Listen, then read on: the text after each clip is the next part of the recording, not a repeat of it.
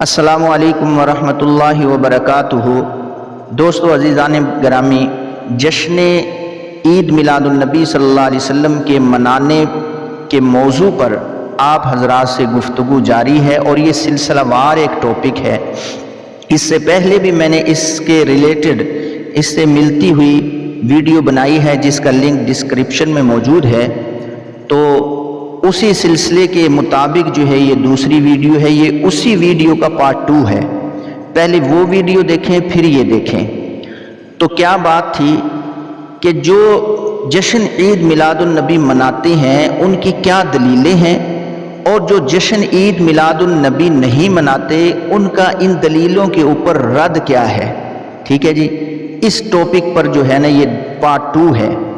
تو بات شروع کرتے ہیں کہ جو جشن عید میلاد النبی منانے والے ہیں وہ ایک دلیل یہ بھی پیش کرتے ہیں کہ نبی کریم صلی اللہ علیہ وسلم، اور یہ بخاری شریف کے اندر حدیث ہے، نبی کریم صلی اللہ علیہ وسلم پیر کے دن روزہ رکھا کرتے تھے۔ تو کسی نے پوچھا یا رسول اللہ آپ پیر کے دن روزہ رکھتے ہیں، اس کی کیا وجہ ہے؟ حضور نے فرمایا کہ یہ میرا یوم ولادت ہے، یعنی یہ پیر کا جو دن ہے یہ میری پیدائش کا دن ہے۔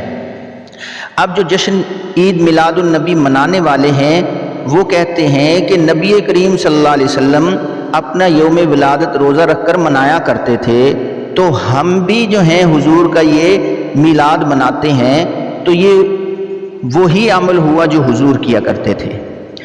اب وہ لوگ جو جشن عید میلاد النبی نہیں مناتے ان کی اس دلیل کا کیا رد کرتے ہیں؟ وہ کہتے ہیں کہ نبی کریم صلی اللہ علیہ وسلم پیر کے دن روزہ رکھا کرتے تھے، حدیث ہے، اس میں کوئی شک نہیں، لیکن اس حدیث کو اس اپنے واویلے کے لیے دلیل بنانا یہ بے جا ہے، یعنی یہ تیر بہدف نہیں ہے، اپنے عمل کے مطابق دلیل نہیں ہے۔ دلیل تو اس طرح ہونی چاہیے تھی کہ اے امت مسلمہ کے لوگوں، نبی کریم صلی اللہ علیہ وسلم یوم ولادت کے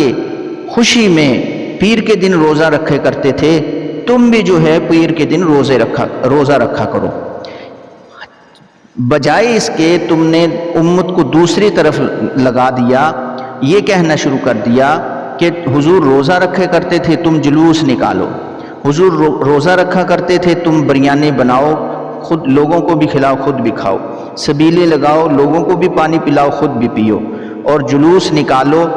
تو بھائی یہ جو آپ نے دلیل دے کر اس اپنے جلوس کو ثابت کیا ہے، یہ ایسی مثال ہے جیسے سوال گندم جواب چنا،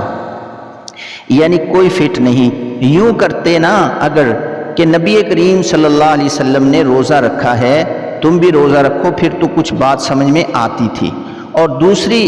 اس طرح بھی رد کرتے ہیں کہ بھئی حضور نے روزہ رکھا ہے تم روزہ رکھو، اور اس طرح بھی رد کرتے ہیں کہ حضور نے پیر کے دن روزہ رکھا تھا، ربیع الاول کی 12 تاریخ کو حضور نے روزہ نہیں رکھا تھا کہ سال کے بعد جو تم ربیع الاول جب مہینہ آتا ہے سال کے بعد، نبی کریم صلی اللہ علیہ وسلم کی پیدائش کا دن سال کے بعد آتا ہے، اس سال میں حضور نے روزہ نہیں رکھا، بلکہ حضور تو پیر کے دن روزہ رکھا کرتے تھے، اور سال میں کتنے پیر آتے ہیں، تو تم جو ہو یا تو پھر ہر پیر کو تم جلوس نکالو، پھر بھی کوئی سمجھ میں آتی ہے۔ لیکن یہ چیز ہے ہی نہیں ہے، کہاں تو نبی کریم صلی اللہ علیہ وسلم روزہ رکھا کرتے تھے اور کہاں تم جو ہو یہ جلوس نکالتے ہو۔ اس طرح دلیل دینا تمہارے لیے ٹھیک اور مناسب دلیل نہیں ہے۔ یہ دلیل اس وقت فٹ آتی کہ تم یہ امت کو کہہ رہے ہوتے کہ تم روزہ رکھا کرو، نبی کریم صلی اللہ علیہ وسلم نے روزہ رکھا ہے، اس اپنی خود بنائی ہوئی ایک عمل کو تم حضور کے عمل پر کو ثابت کر کے اس عمل کو جاری کر رہے ہو، یہ تمہارے لیے ٹھیک نہیں ہے۔ ایک اور دلیل دیتے ہیں کہ جو بخاری شریف کی حدیث ہے یہ کہ ابو لہب کو اس کے خاندان میں سے کسی نے خواب کے اندر دیکھا، اور یہ بھی بخاری شریف کی حدیث ہے، اس میں کوئی شک نہیں۔ بخاری شریف کی حدیث ہے کہ خواب کے اندر ابو لہب کو اس کے خاندان میں سے کسی نے ابو لہب کو خواب کے اندر دیکھا، اس کے خاندان میں سے کسی نے، اور بعض میں یہ کسی کا بھی واضح ہوا ہے کہ یہ خواب دیکھنے والے حضرت عباس رضی اللہ عنہ حضور کے چاچا تھے،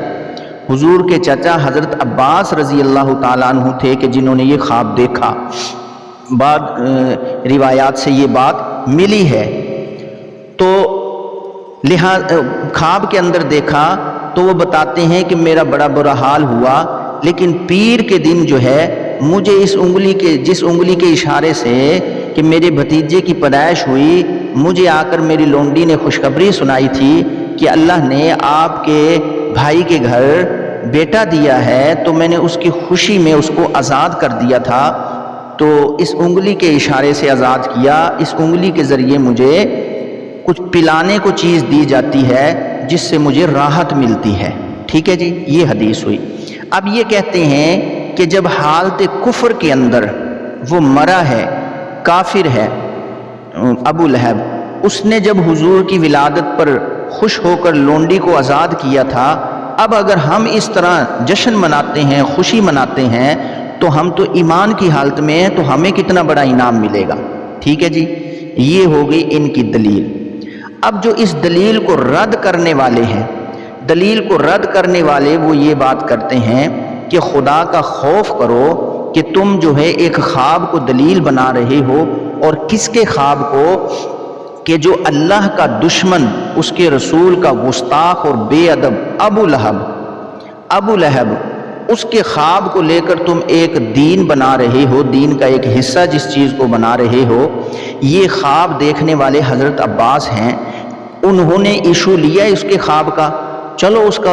کا خواب آ گیا۔ خواب حضرت عباس کو جو آیا ہے وہ شیطانی بھی ہو سکتا ہے، کیونکہ اللہ اور اس کے رسول اگر خواب میں آئے، یہ بات جو ہے حقیقت اور برحق ہوتی ہے، اس کے علاوہ کوئی خواب سچا نہیں ہو سکتا، شیطانی بھی ہو سکتا ہے۔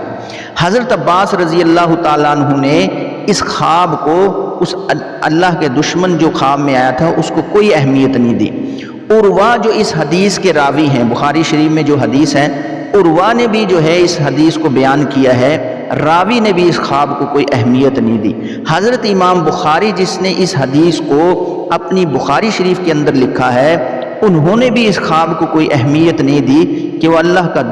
دشمن، اس کے رسول کا دشمن، بے ادب اور گستاخ، پوری امت مسلمہ کا دشمن ابو لہب، اس کے لیے جو ہے یہ خواب آیا ہے، اس نے بھی کوئی اہمیت نہیں دی۔ نہ کوئی خواب دیکھ کر حضرت عباس نے کوئی لونڈی آزاد کی یا کوئی جشن منایا یا کوئی اس طرح واویلا کیا، نہ عروہ نے اس حدیث کو بیان کیا، اس نے بھی کوئی، اس کا بھی ریئیکشن نہیں ملتا کہ اس نے بھی کوئی لونڈی آزاد کر دی ہو، یا حضرت امام بخاری رحمۃ اللہ علیہ نے اس حدیث کو جو لکھنے والے ہیں ان کا بھی کوئی ریئیکشن موجود نہیں ہے کہ اس خواب کے بعد جو ہے انہوں نے کوئی لونڈی آزاد کی ہو یا کوئی جشن منایا ہو۔ 1450 سال گزر جانے کے بعد اس خواب کی اہمیت ان لوگوں کو پڑ گئی کہ جو، اور خواب بھی کون آیا، خواب میں کون آیا؟ جو اللہ کا دشمن، ٹھیک ہے جی، اور رسول کا دشمن اور پوری امت مسلمہ کا دشمن، اس کے خواب کو لے کر دین بنا رہے ہیں۔ ایک اور بات اس بات کو رد کرنے کے لیے کرتے ہیں کہ دیکھو جو بخاری شریف میں یہ حدیث ہے نا، بخاری شریف میں جو یہ حدیث ہے ابو لہب خواب میں آیا، یہ خبر واحد ہے، یہ حدیث خبر واحد ہے، اور خبر واحد جس وقت، یہ کلیہ ہے، یاد رکھنا یہ کلیہ ہے احناف کا، فقہ کا، یہ کلیہ ہے کہ جب خبر واحد نص قطعی سے ٹاکرا کرے گی تو خبر واحد کو رد کر دیا جائے گا۔ سمجھ میں آ گئی؟ اس پر پھر عمل نہیں کیا جائے گا، نص قطعی کو مانا جائے گا۔ نص قطعی کیا ہے؟ نص قطعی ہے وَقَدِمْنَا، سورہ فرقان کی آیت ہے، وَقَدِمْنَا إِلَى مَا عَمِلُوا مِنْ عَمَلٍ فَجَعَلْنَاهُ هَبَاءً مَنْثُورًا، کہ یہ جو کافر لوگ ہوتے ہیں، یہ جو بھی عمل کریں یہ ہوا میں اڑا دیے جاتے ہیں، ان کو کوئی اجر نہیں ملتا، کوئی ثواب نہیں ملتا۔ تو بھی یہ خبر واحد تھی، اس پر جو خواب بیان ہوا ہے، نص قطعی ہمیں اس بات کا اعلان کر رہی تھی کہ ابو لہب کو وہ راحت نہیں ملی، ابو لہب کے جو بھی نیک عمل تھے اس کو ثواب نہیں ملے گا، یہ نص قطعی ہمیں بتا رہی تھی۔ انہوں نے خبر واحد کا حوالہ دے کر اور اس ملعون کا خواب بیان کر کر جو ہے اس دین کو جاری کر دیا۔ ٹھیک ہے جی، اب خود فیصلہ خود کرنا، میں نہیں کروں گا یہ حرام ہے حلال ہے۔ ایک اور بات کرتے ہیں، یہ کہتے ہیں اب کہ بغیر دلیل کے ہی ہم میلاد منائیں گے، ہم کوئی دلیل نہیں دیں گے، بغیر دلیل کے ہی ہم میلاد مناتے ہیں۔ ٹھیک ہے جی، ہمیں کوئی دلیل دینے کی ضرورت نہیں ہے، ہم محبت میں سرشار لوگ ہیں، ہم عاشق ہیں، ہم بغیر دلیل کے یہ کام کریں گے۔ ٹھیک ہے، ہمیں کوئی دلیل دینے کی ضرورت نہیں ہے۔ اگر تم سے کوئی پوچھے دلیل دو میلاد میں، ہم کہیں گے ہم بغیر دلیل کے جو ہیں یہ میلاد مناتے ہیں۔ تو بھائی جو رد کرنے والے ہیں وہ ان کی اس بات کا پتہ کیا جواب دیتے ہیں؟ وہ جواب دیتے ہیں کہ جب تمہاری اپنی مرضی سے بنائی ہوئی نص قطعی کو تروڑ مروڑ کر دلیلیں بنائی ہوئی کا علماء نے دل کھول کر جواب دیا اور تیر بہدف جواب دیا، تمہاری دلیلیں ختم ہو گئی، اب تمہارا چارہ نہیں چلا، اب تم نے اپنی ان بیہودہ رسومات اور رواج اور بدعات اور شرک کھولنے والے راستوں کو جاری و ساری رکھنے کے لیے جب تمہارے پاس دلیلیں نہیں رہی تو اب تم نے یہ کہنا شروع کر دیا ہم کوئی دلیل ہی نہیں دیں گے۔ بغیر دلیل کے تم کام نہیں کر سکتے ہو۔ سمجھ میں آ گئی بات؟ دلیل ہونی چاہیے، دلیل دینی پڑے گی، یہ بغیر دلیل کے کافروں کے سامنے بات ہو سکتی ہے۔ امت مسلمہ کو جواب دینا پڑے گا، ہم قرآن اور حدیث کے ماننے والے ہیں، قرآن اور حدیث میں تمہیں دلیل ہر صورت میں دینی پڑے گی، نہیں دو گے تو تم قوم کے بھی مجرم ہو، اللہ اور اس کے رسول کے بھی مجرم ہو۔ اللہ ملک کی توفیق عطا فرمائے۔